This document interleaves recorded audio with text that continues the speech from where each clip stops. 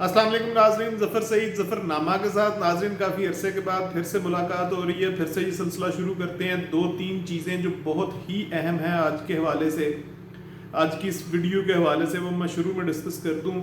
आज हम एक ऐसी ख़बर, ऐसे एक बड़ी पेशरफ्त के बारे में बात करने जा रहे हैं जो आपने कभी ज़िंदगी में ये जो सहाफ़ी आपको टीवी पे नज़र आ रहे हैं ना, जो लाखों रुपए सैलरीज ले रहे हैं और मरीम नवाज़ के भी हुक्म मानते हैं और इमरान खान के भी हुक्म मानते हैं और फलां के भी और डमकां के भी, यानी हर पार्टी के अपने अपने साफ़ी हैं, ये वो ख़बर नहीं देंगे जो मैं आपको ख़बर भी दे रहा हूँ और उसके ऊपर पूरा एक तज्जिया भी पेश करूँगा कि कैसे शरीफ ख़ानदान जो है वो अपने आने वाली नस्लों को सिक्योर करने लगा है, या क्या उनकी प्लानिंग है, कहाँ तक वो प्लानिंग करके बैठे हुए हैं और क्या करने जा रहे हैं।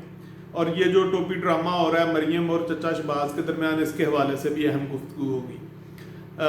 बल्कि बताऊंगा कि ये सारा ही ड्रामा है, असल में पीछे महरक़ात किसी और की तरफ जा रहे हैं। दूसरी बड़ी चीज़ जो है ना, वो आजकल आप देख रहे हैं, आज ही के अखबार में अगर आप उठा के देख लें तो पाकिस्तान और सऊदी अरब के हवाले से दो तीन चीज़ें बड़ी खुल के सामने आ रही हैं, बड़ी वाज़े उभर के सामने आ रही हैं, बड़ी पींगें बढ़ रही हैं हमारी आजकल। सऊदी अरब वाले को बड़ा प्यार आ रहा है हमारे ऊपर और हमें उनके ऊपर बड़ा प्यार आ रहा है। तो मामला जो है ना वो किस तरफ जा रहे हैं। दूसरी अहम पेशरफ्त हम कुछ इसके बारे में करेंगे। तीसरी खबर जो है वो बांग्लादेश के हवाले से, वहाँ एक इंटरनेशनल पीस कॉन्फ्रेंस हुई है और उसके ऊपर इंडिया को बड़ी मिर्चें लगी हैं। तो ये तीनों चीज़ों का अब देखते हैं। सबसे पहली चीज़ जो है ना वो है मियाँ नवाज शरीफ फैमिली, या आले शरीफ कह लें चलें, उसमें शहबाज शरीफ भी शामिल है। तो वहाँ पे क्या हो रहा है, जंग कहाँ पे हो रही है, यानी टीवी पे पूरी कौम को किस ट्रक की बत्ती के पीछे लगाया हुआ है और असल काम हो क्या रहा है लंदन में, सारी जो प्लानिंग चल रही है वो किस हवाले से हो रही है। एक बड़ा इंटरेस्टिंग फैक्ट है जो आप सुन के हैरान होंगे, और मैं बता रहा हूँ। आज है 6 दिसंबर, जी बिल्कुल 6 दिसंबर 2021। तो नाजरीन, मैं अपनी इस खबर का भी और इस तज्जिए का मुकम्मल जिम्मेदार और क़यामत तक जिम्मेदार, कि अगर ऐसा ना हो तो मैं, आप जो मर्जी मुझे फिर पुकारें, मुझे इससे कोई फर्क नहीं पड़ेगा। खैर नाज़रीन, गेम ये चल रही है कि लोग समझते हैं जी कि अगला लीडर जो होगा नून लीग में वो शहबाज शरीफ होगा, और जो नून लीग के जैला वर्कर है, जैला फोर्स उन्हें मैं कहता हूँ, वो जनाब समझते हैं कि नहीं नहीं नहीं ये मरीम नवाज लीड करेंगे। हालांकि मैं अब आप सुन के हैरान होंगे, इन दोनों को लड़वा कौन रहा है। इन दोनों को लड़वा रहा है हुसैन नवाज। हुसैन नवाज अपने बेटे को लॉन्च करने जा रहा है और वो समझता है कि ये दोनों लड़ लड़ के मर जाएं। यानी वो पंजाबी में कहते थे, छोटे होते हम खेलते थे गलियों बाजारों कूचों में, वो जो स्ट्रीट गेम्स होती थी उनमें वो हम एक गेम होती थी, उसमें हम कहते थे कि तू इन्हें मार के मर जा। तो ये एक दूसरे को मार के मर जाएंगे।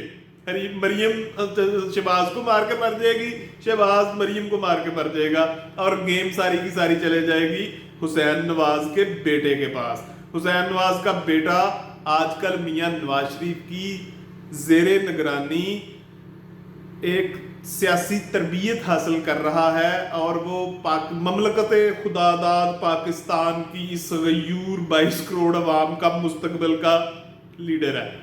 पता नहीं वो आपके साथ क्या करेगा, मुझे नहीं पता, लेकिन मैं तो वो बता रहा हूँ जो लंदन में चल रहा है, जो गेम चल रही है। वो अपने पोते को लॉन्च करने जा रहे हैं। 2023 वाले इलेक्शन में वो लॉन्च नहीं होगा। 2023 वाले इलेक्शन से पहले पहले उसकी खबरें आनी शुरू हो जाएंगी।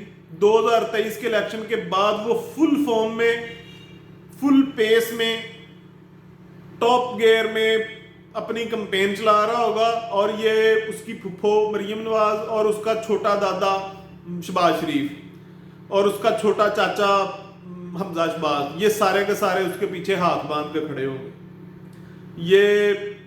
ये गेम चल रही है, और इसके पीछे एक बैकग्राउंड है। खैर वो आप सबको पता होगा कि जब मियाँ शरीफ की जब वफात होने लगी तो उसने सारे कारोबार सारे बांट दिए बच्चों में। तो उसने कहा कि हाँ भाई किसने क्या करना है, तो मियाँ नवाज शरीफ साहब ने कहा कि जी मेरे बच्चों ने तो पाकिस्तान में काम नहीं करना, हमें तो सारा पैसा हमें दे दें, हमने जहाँ जाना है हम चले जाएंगे।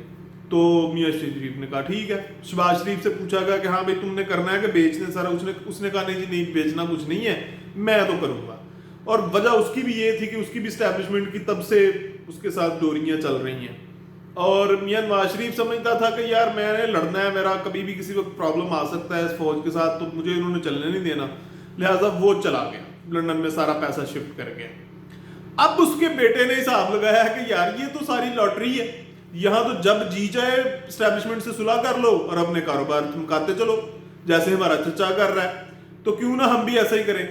تو صورتحال یہ بن گئی ہے کہ اس نے اپنا بیٹا لانچ کر دیا اور میاں صاحب نے اس کو اون کر لیا. میاں نواز شریف نے اپنے پوتے کو اون کر کے اس نے کہا کوئی جنید صفدر نہیں, کوئی مریم نہیں, کوئی فلاں نہیں, کوئی ٹمکا نہیں, میرا پوتا کام کرے گا اور وہ کرے گا. دوسرا جناب پاکستان کے حوالے سے, سعودی عرب کے حوالے سے کچھ پینگیں جو میں کہہ رہا تھا بڑھ رہی ہیں. ناظرین آپ نے پچھلے دنوں سنا ہوگا ایران کے کچھ فوجی جو کوسٹل گارڈز تھے وہ امریکن کے ساتھ کلیش میں مارے گئے. اس وہ جنگ اب تھوڑی سی ایکسپینڈ ہوگی, اس کا یعنی وہ نظر نہیں آئے گی آپ کو میڈیا پہ, لیکن اس کی وہ فوجی کارروائیاں وقتاً فوقتاً ہوتی رہیں گی. ان کارروائیوں کے حوالے سے امریکہ نے سعودی عرب سے ذرا تگڑی اماؤنٹ مانگ لی ہے کہ بھائی اتنے پیسے دو نا, آپ کا ڈیفینس کرنا ظاہر ہے, ہم تو آپ کی وجہ سے یہاں بیٹھے ہوئے, ہمارا کیا کام ہے یہاں پہ. تو سعودی عرب نے سوچا کہ نہیں نہیں یہ مہنگا سودا ہے, انہوں نے فوری طور پر پاکستان سے کچھ اندر کھاتے میں کہہ رہا ہوں بالکل یوں کر کے کچھ انہوں نے کہا کہ جی آپ ہمیں تھوڑے سے فوجی دے دیں, وہ تربیت یافتہ. تو اس حوالے سے بھی کچھ کام چل رہا ہے. تو اس کے عوض ظاہر ہے پاکستان نے ان کے ساتھ اب کافی سارے معاہدے بھی کیے, $3 ارب بھی آ گئے, کوئی $7 ارب کا ادھار تیل بھی مل رہا ہے.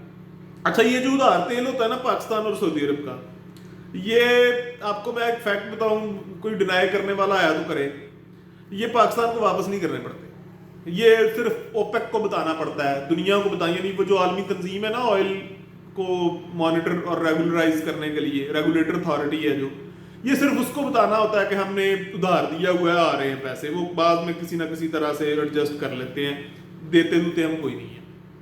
تو پاکستان اس کی قیمت وصول کرتا ہے. بدماش ہے نا ہم کرائے کے, ہم لڑتے ہیں جا کے لوگوں کی وجہ سے, لوگوں کو دفاع دیتے ہیں, تو اس کی ہم قیمت بھی وصول کرتے ہیں.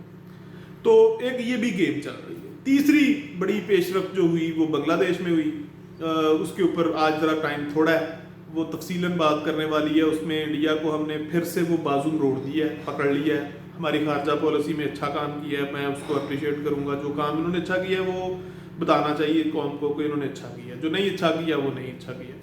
تو یہ 2-3 آج کی بڑی پیش رفت ہے, یہ سلسلہ آپ چلاتے رہیں گے انشاءاللہ. Thank you very much.